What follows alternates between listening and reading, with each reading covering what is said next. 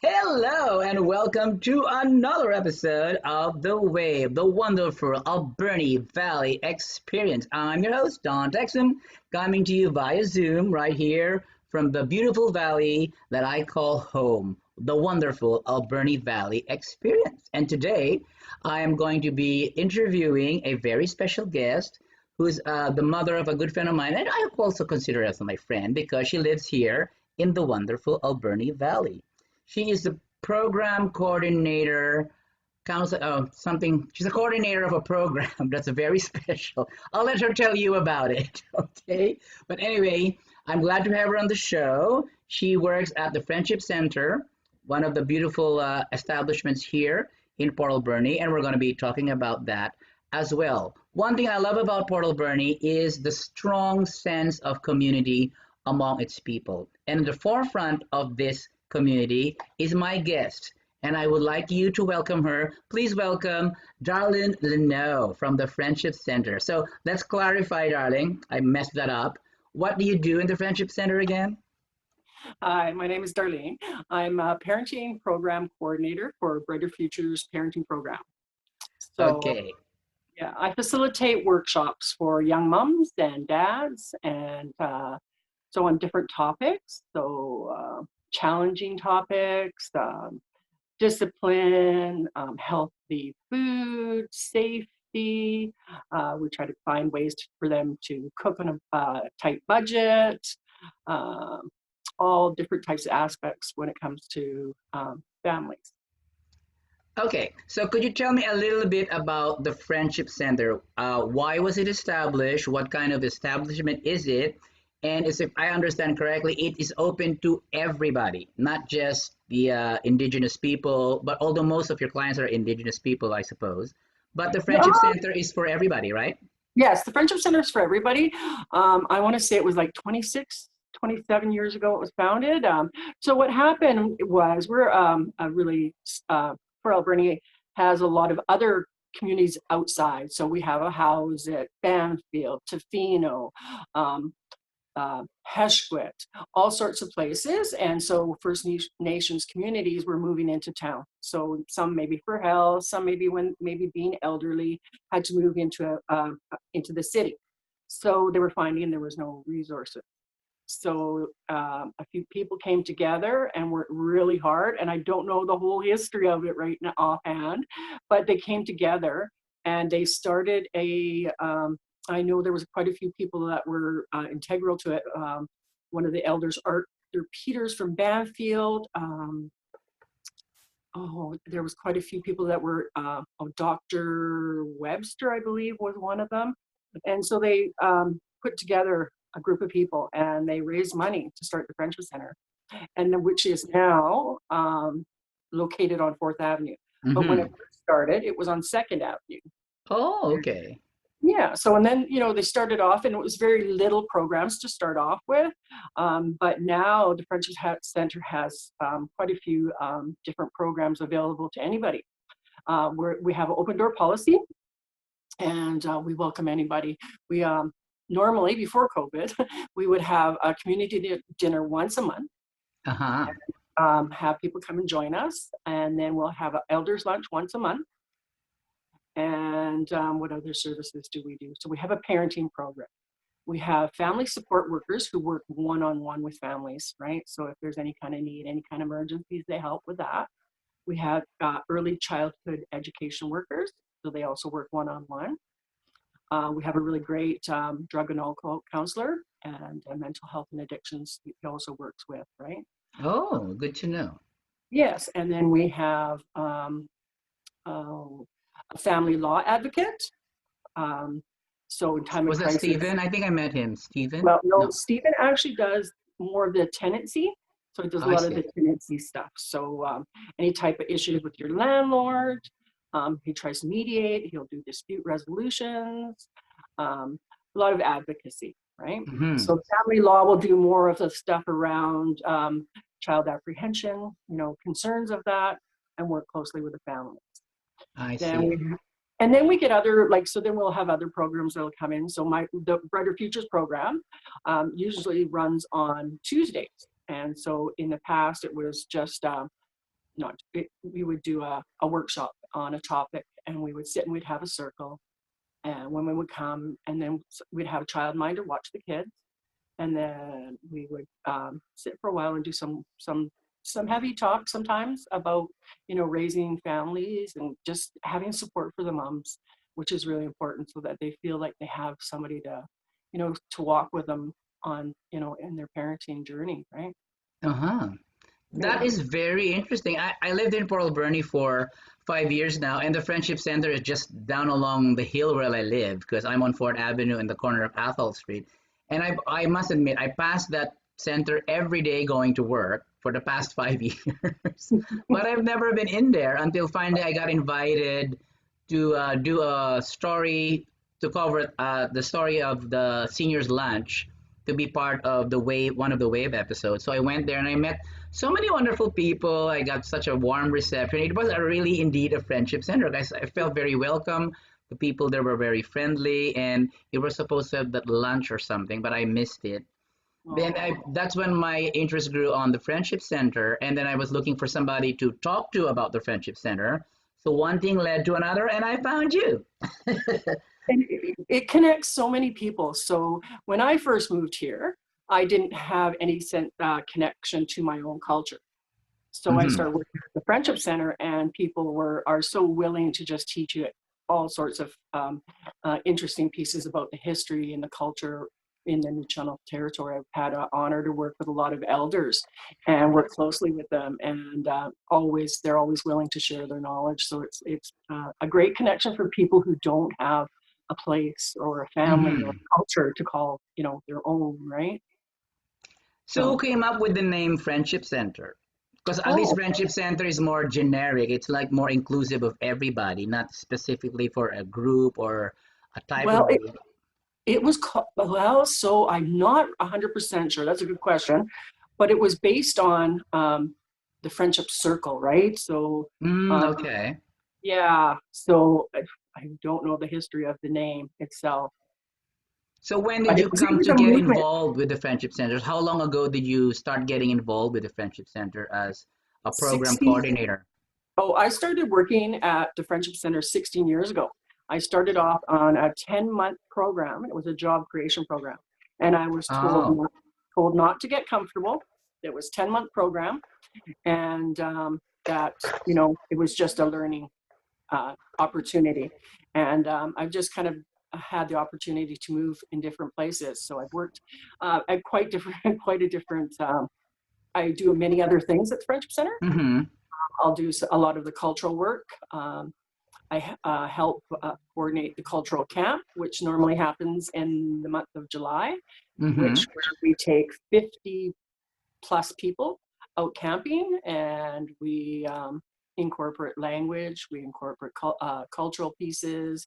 So we'll do things like beading and leather work, Oh, that's dream. very interesting.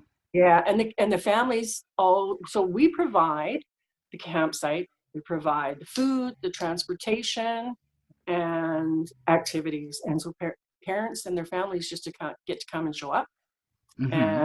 and have an experience that some people might not be able to provide for their families because it's costly. Okay. And it's been, I think we started that about 11 years ago, and it started off with just a couple of tents, and now, you know, it's moved to, we've had a couple of really successful campouts with a lot of people, a lot of fun, everybody's learning, and the elders come out, and we have a group of elders, and it's elder driven, so a lot of the things that we Mm-hmm. ask for guidance from the elders, and they show us, or, you know, tell us what they'd like to see happen at the cultural camp. Oh, that's so wonderful. I'm so glad. I mean, are you aware if other cities like Parksville or, Ucluelet or whatever have such a thing as a friendship center? Well, there's 26 friendship centers across BC, Oh, okay. I believe. Yeah. So there, yeah, oh, Canada. Or There's a lot. Canada. So it's a movement. It's a friendship center movement, right? So Oh, wow, I'm that's not very very, interesting. yeah, you have to take a look a little deeper into it. I'm not great at all the history about it, but yeah, so it's a movement. And there's also like the BC Association of Friendship Centers. So, Wow. and they've started a new program with a doula program. And I just recently took some training for that. And I'm just having to just going to finalize some documentation around that, and I'll be become a doula that will help Wow. So young doula, women. these are people who help in giving birth, if I'm not Yes, mistaken. yes. Like And so home birth. could be home birth, could be hospital birth, but this is more a lot of cultural based. So it kind of comes to mind when I think about it. It's like being an auntie, right? So the Oh, First Nations way or any other cultural way, right? The auntie's there to help support in that kind of thing. So, right, yeah, what do that's they one of call that in the medical field? It's the, I forget. There's something. Anyway, the so there'll be a doula. midwife. There'll be a midwife. Midwife, yeah, the And then midwife. the doula is just more like, a coach, she's helping and I keep thinking it's like an auntie or grandma in the background just Well, helping. it's like when the woman gets married, she's a bridesmaid. So when she's giving Yeah, birth, she's got a yeah, mother's maid. yeah, yeah, yeah, yeah. Well, So going yeah, back a little bit to your history, like you personally, you told me earlier that you weren't born here in Port Alberni. You came no, from somewhere else. yeah. I moved from You Winnipeg, were born Manitoba. where? I was born in Red Lake, Ontario. Okay. And then my parents moved to Winnipeg, and we lived there until Oh, I was about 9. And they decided that they wanted to come out to BC for a fresh start. okay. So I've been here for a long time, and I love it. I love Port Alberni. So how long have you been in Port Alberni now? 40 plus years. Oh, wow. So you were just a kid, I guess? I was 9 when we moved here. Yeah. Okay. And these where you got married and had Yes. Hinatinias? Penitentius. Yes. And Honey, Cheyenne, and Matt. I have 4 beautiful children. Four beautiful And, children as part of your and wonderful Alberni Valley experience. yes. Which leads And one to my grandchild. next. Sorry? Oh, Oh, and one grandchild. grandchild. So Yeah. one? One. Okay. I have So far. plenty. I have plenty. In the in traditional way, I have a lot of grandchildren. Right, my brother's children are also my Of, grandchildren. of course, Yeah, yes. and from the Friendship Center, I can't count how many kids call me Mama Dar. So Oh, okay. Yeah, I have a friend who calls you Mama Dar as well. I think you remember Colin. He used to yes, bartend with you at the port pub. yes, yes, yeah. Great friend. Yeah. Well, anyway, so what was your like? I was gonna ask you. I told you I was gonna ask you this. Like, what are your top 3 experiences here in Port Alberni that you would like to share with us as part of your wonderful Alberni Valley experience? Hmm. Getting married, what's your top 3? Okay. Having my children in Port Alberni, a really great place to raise children. I think Mm, yeah, it's a safe place for them. One of my children is transgender, and so she blazed a lot of trails, and so it was tough, right? So, but Port Alberni is a great place to have kids. Number 2 is finding my job at the Friendship Center. It's a huge connection to culture, to things that I wasn't available to have because my family lives so far away. So it made a big impact on my life around the cultural pieces and the spiritual pieces of that mm-hmm. culture, right? Oh, And that's wonderful. yeah, So now that you've lived in Port Alberni, basically, you were saying 40 years, yeah. what would you say to a person who says negative things? I mean, there's always a person who will say negative things about anything, anywhere, anytime. But what would you say to people who say bad things about Port Alberni? I have my own things, but I like to hear from you. What would you say to these I think people? I mean, like anybody else, the first things I would probably try not to judge. But that's hard sometimes if it's really negative. I just think that people just really need to look around and find the gems in Port Alberni. There's so many. The people in Port Alberni are what makes it so special.